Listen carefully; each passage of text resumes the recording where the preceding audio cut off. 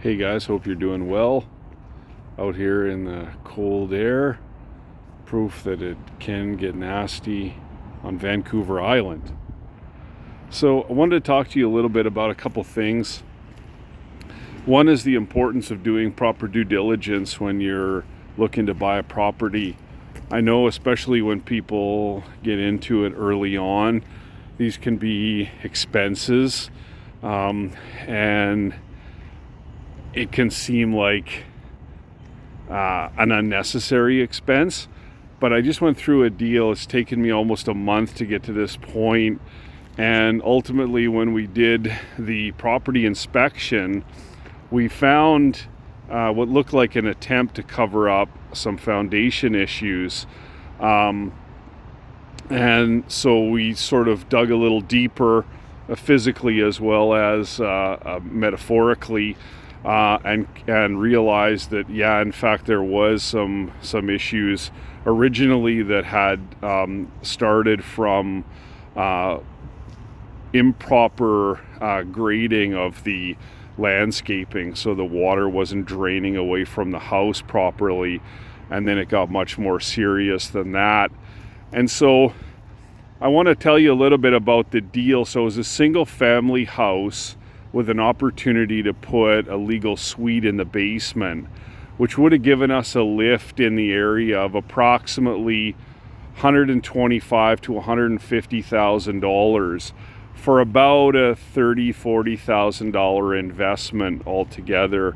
So it had, promising results, and as well as would have given us roughly about $1,000 a month in positive cash flow for a relatively small investment.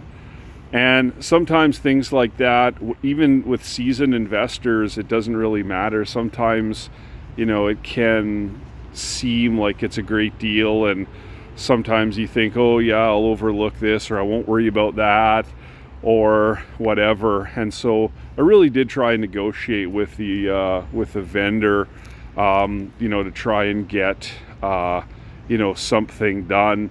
At the end of the day, I think they offered me $1,000. We were looking about an $80,000 fix to be able to get the foundation back to where it needed to be, and they offered me $1,000.